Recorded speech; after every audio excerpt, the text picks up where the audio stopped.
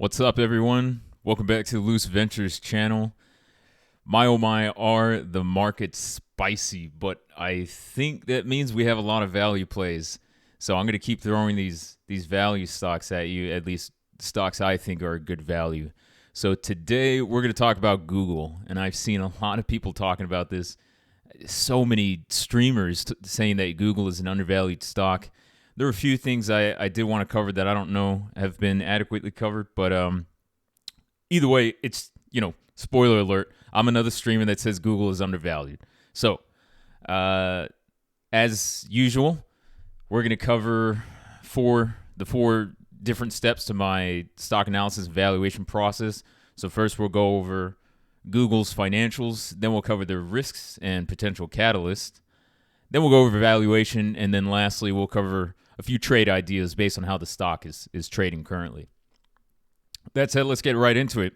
Oh, also, for those who don't know, this is Google's website. For any time you've actually Googled Google, the website is abc.xyz. So yeah, just the more you know. So real high level overview as always, but just real quick on the business. Google, you know who Google is. It's they make money off of Google Search, YouTube, Google Cloud. Those are the main segments for the main revenue streams for the company. So that said, let's get right into it. So first off, we'll start with financials, and particularly we'll go to ticker.com and look at estimates. As always, I want to focus on revenue, earnings, free cash flow for the next year, for 2023. So if we look at this, I'll zoom in a little bit here. If we look at this, we could see some good revenue growth over the long term. Still going forward, we're still double-digit revenue growth, so that's looking great. EBITDA, good growth there. And by the way, we have plenty of estimates for these. Plenty of analysts for these estimates, so I trust them, and I can always go conservative with valuation later. Good growth in revenue, good growth in EBITDA, earnings before interest, taxes, depreciation, and amortization. That is just a proxy for earnings, right? Free cash flow, we got good growth there, double-digit growth for free cash flow going forward. So everything looks solid. We can see the long-term estimates look pretty damn good. Probably the best estimates I've seen over any big tech company. So, yeah, estimates look pretty solid. And going off of that, let's take a glance at the long-term performance. Let's look for some consistency in financials and revenue and margins particularly. So revenue has been growing like crazy over the long term. This is ROIC.ai. By the way, all these sources are free. Some of them you might need an account, but I'm just going to recommend using free sources since, they're available. Revenue looks very strong over the long term. I think I see growth every single year, even through the Great Recession, that's ridiculous. Ridiculously awesome, that is. Operating margins, those look very nice. We had a couple years where it dipped below 22% here. But 30%, that's pretty solid. 25 to 30%, very good consistency in operating margin. This just implies that management is doing a hell of a job. So, no real questions over their historical performance. We can kind of look at free cash flow as well. We see that growing over the long term. So everything's just, it's Google. The company is very strong, business is very strong, financials are obviously very strong as well. So let's take a glance at the balance sheet. Revenue growth, great. Profitability, great. Let's look at liquidity. 125 billion, zoom in again. 125 billion in total cash, just cash. Total liabilities are less than 100 billion. They have more cash than all of their liabilities. This is a massive check mark for me in terms of liquidity. I honestly don't think we need to dig into this too much further. Just big checkbox for liquidity. Leverage, total debt, 28.8 billion. So compare that to their estimated EBITDA. We'll call it 29 billion debt. 128.4 billion EBITDA. So what is that? That's like 0.25 times debt to EBITDA, forward debt to EBITDA.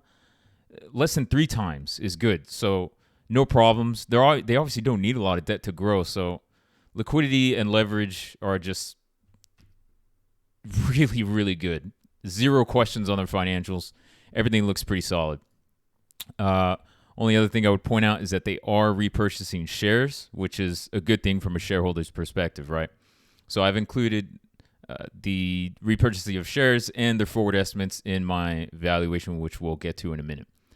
Financials are strong. I don't think you can question the financials, to be honest. So that said, let's go into risks. Okay, so first, upside risk. As we just mentioned, high liquidity, low leverage, and strong profitability. No question. I don't even think an analysis is needed for that, right? Cash covers all liabilities, and forward debt to EBITDA, I think it's below 3 times, isn't it? Yeah, so pretty solid. Good free cash flow. They can continue making share repurchases. Revenue free cash flow growth is still expected to be in the double digits going forward. This is with downward revisions. So I think, the big segments, those are still growing. I think market sentiment right now reflects sort of a doom and gloom scenario for the company. So honestly, I think this is kind of a not so bad news as good news. So I think downward earnings revisions should decelerate. And, maybe going into next year, we'll start to see some rosier estimates, for the industry as a whole, because this affects Meta too, right? Which I just covered the other day. Google's business is somewhat recession resilient. No company is completely recession resilient, but they are somewhat based on user traffic and engagement in past economic slowdowns. And valuation, which we'll look at, valuation is at the lowest point of its historical trading range, which is very nice because the fundamentals have only improved. So, all right, downside risks. I only see 2 big risks. One, obviously, macroeconomics, global recession. That'll impede their growth, right? Which is still strong, but it'll slow them down a bit. But that applies to the entire industry. Regulatory risks. This impacts the entire digital ad industry, and I think Meta and Google are kind of the poster childs right now. But hey, that could always get worse, right?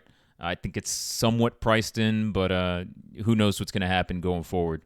Regarding politics, more regulation coming for the industry.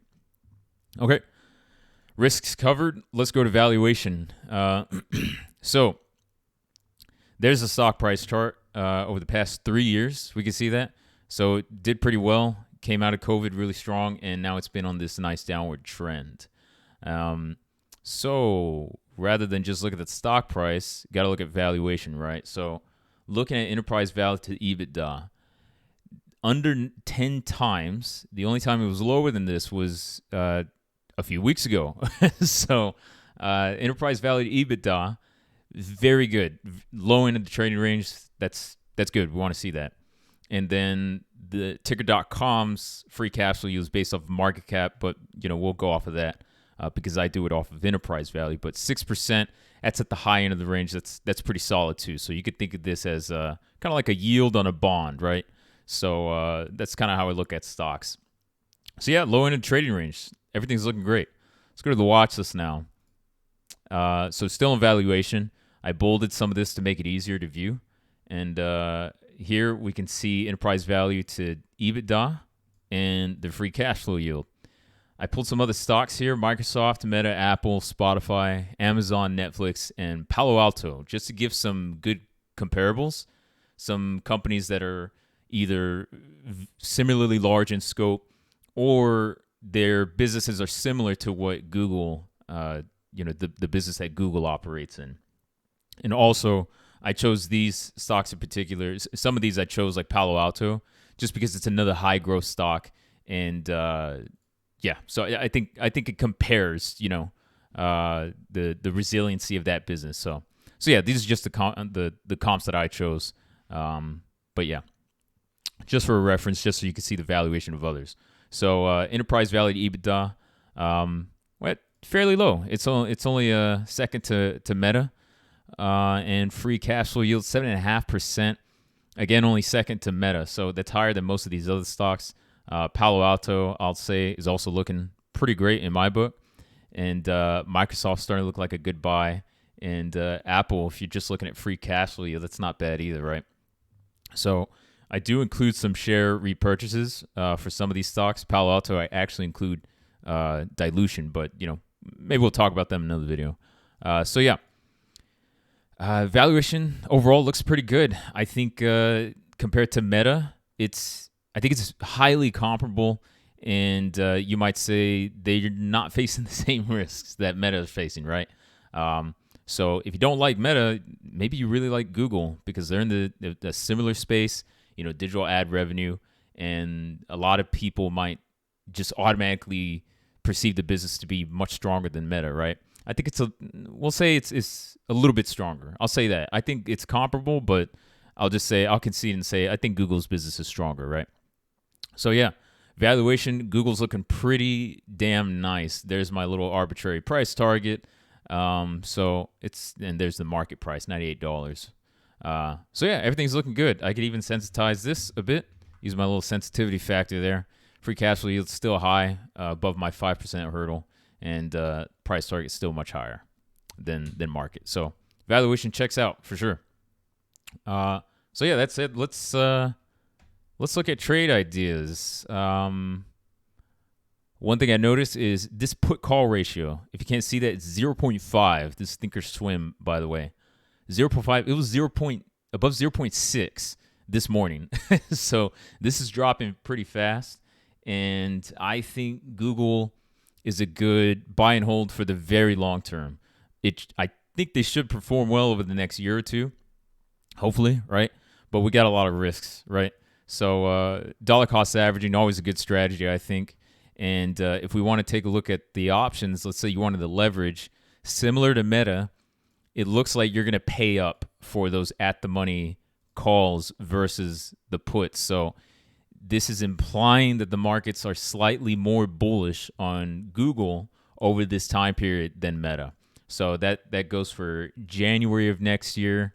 Let's see, June. Yeah, June's the same thing. I think even more so. Is a bit wider spread. I'm looking at covered returns, mind you, and that's just the price of the option relative to where the stock's trading at right now, put simply. And then we can go out even further to June 2024, assuming there's liquidity, right?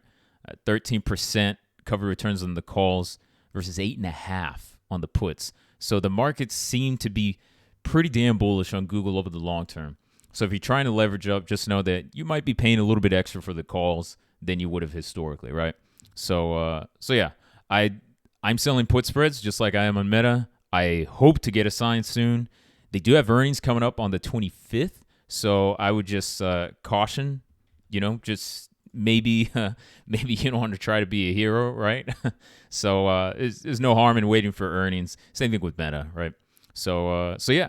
I think everything looks good. Financials, very strong. No questioning financial strength of this company, right? Business is looking good too, and it's somewhat resilient to a recession, as evidenced from past economic downturns. Risk, I think the upside risk, I think they're more than downside. So I accept these risks at this at the market price. Valuation looks very strong, and trades. Yeah, it's a long-term hold. That's what I think, and I think you'd be hard-pressed to argue against that. So that's about it for Google. They're a great company. I like the stock, and if you don't like Meta, I think it's pretty hard to say you don't like Google either. So yeah, if you have anything to add, if I missed anything, let me know down in the comments. Send me your questions, whatever the case is. I'm pretty fast at getting back to them. And if you haven't done so already, check out the other videos I've posted. Check out Meta. Check out the short videos, the long videos, whatever you have time for. And just give me your feedback. I'd be happy to answer. That said, until next time, cheers.